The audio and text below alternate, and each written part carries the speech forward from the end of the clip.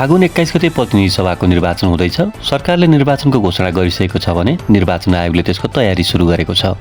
प्रतिनिधि सभामा कति वर्ष उमेर पुगेका नेपालीले मत हाल्न पाउने भन्ने नेपालको संविधानमा स्पष्ट व्यवस्था छ।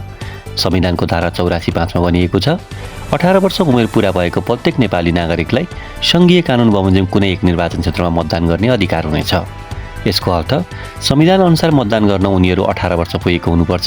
संविधान सभाले संविधान बनाउँदा 16 वर्षमा मत दिन पाउने कि 18 वर्षमा भन्ने लामो छलफल भएको थियो। धेरै छलफलपछि अन्तिममा 18 वर्ष कायम भएको हो। राष्ट्रिय सभा र प्रतिनिधि सभाको संयुक्त बैठकका 2/3 सांसदले चाहे मात्र संविधान संशोधन गर्न सकिन्छ, नभए गर्न सकिँदैन। अहिले प्रतिनिधि सभा विघटन भइसकेको छ, त्यसैले निर्वाचन भएर नयाँ प्रतिनिधि सभा स्थापना हुनुअघि संविधान संशोधनको प्रस्ताव पनि सरकारले लैजाने ठाउँ छैन।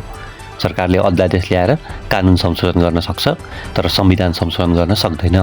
त्यसैले आउने चुनावमा 16 वर्ष मात्र पुगेका जेनजी पुस्ताले मतदान गर्न पाउने छैनन्। उनीहरूको नाम मतदाता नामावलीमा हुनुपर्छ र फागुन 20 गते अर्थात् निर्वाचन हुने एक दिन अघि 18 वर्ष पुगेको हुनुपर्छ।